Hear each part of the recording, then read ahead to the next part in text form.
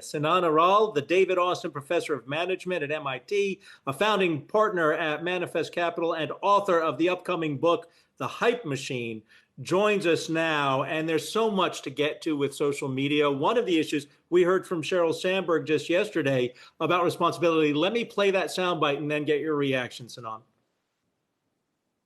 So we know what we need to do. We need to take our responsibility seriously for people to get the right information on Facebook. We want to keep providing our products across our platforms where people can connect. And then we want to support our partners. We want to support small business, support news organizations around the world. And we're going to keep doing that. I think we also have to realize how quickly this situation is evolving. If you had asked me 6 weeks ago or even 4 weeks ago, would we all be home? I don't know if I would have said yes, but here we are, right?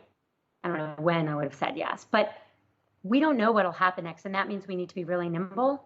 We need to be focused on keeping our services up and making sure people get the right information. How are they doing?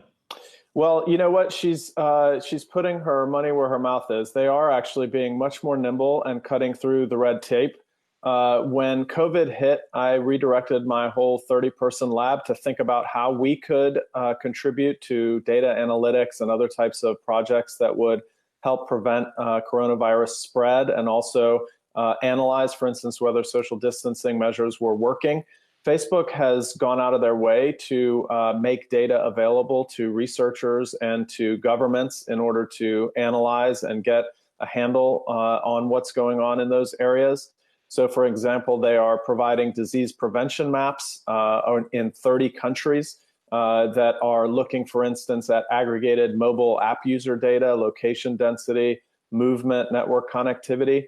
They're adding a movement range map layer on top of that that looks at differences between before and after the pandemic outbreak as to the population density in about a half-kilometer tiles in all the regions of the world.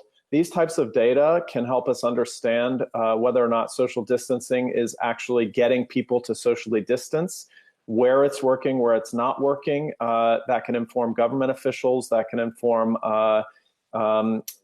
academics, but also the public as well about what's going on in their region. And my lab is working, MIT has a data license to get this data directly from them, and they are moving quickly to provide this kind of data to researchers like us in order to analyze it more quickly. We're also working with WhatsApp and the Preikelt Foundation on providing direct information over WhatsApp to populations about COVID and new information. So this is a program called COVID Connect, which was created by the Preikelt Foundation in South Africa, with whom I have a very long-standing relationship.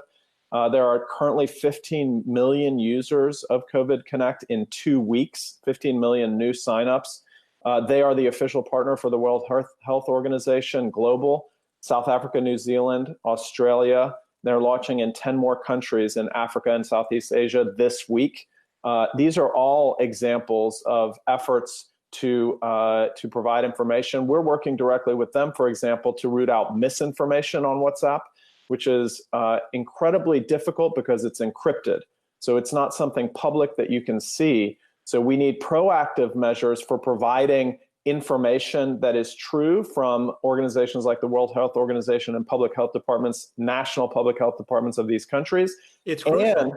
It's crucial. And debunking fake news without being able to see where it's spreading. So we're working on all of those things directly. So Sinan, obviously you've got a very full plate from what it sounds like. And there are a lot of other organizations that are doing efforts like this as well. I was also struck yesterday, there was a Michael Lewis column where he talked about an organization called sniffoutcovid.org, where one of the symptoms of coronavirus is a loss of smell. So they're trying to map all the people that's happened to. What has struck me throughout this is how sort of fragmented all of these efforts are, right? There's not sort of a nationally led effort on all of this stuff. So when you talk about all these individuals logging on to that COVID Connect site you mentioned, or all of these research efforts, how effective can it be when there's not sort of a centrally led effort to coordinate all of this stuff when it's just all of these individual researchers, even if they're working together on all of this?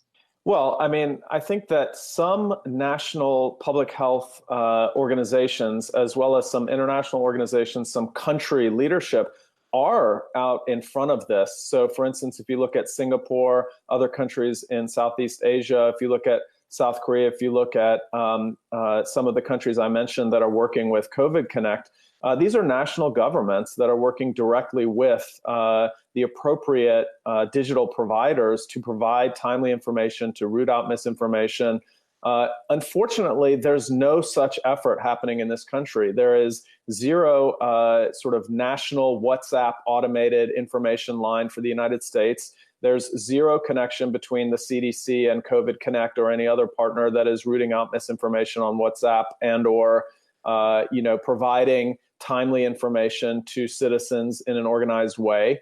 And that's a huge miss. I have no idea why the United States was rated the #1 most prepared country for a pandemic just 2 years ago. And yet we cannot seem to get our act together on things that we are the world leader in, like digital information provision.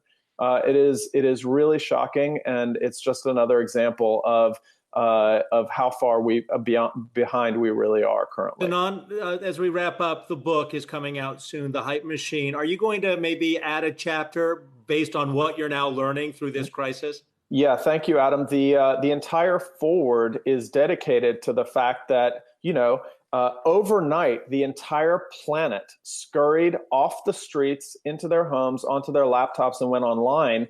The demand for social media skyrocketed. It is breaking records. I don't know if you noticed, but the head of engineering and analytics at Facebook said that they're experiencing new records in usage every day. And Mark Zuckerberg was even a little bit blunter. He said, we're just trying to keep the lights on over here. So if you remember, almost like a distant memory, 6 weeks ago, Facebook and social media were a pariah.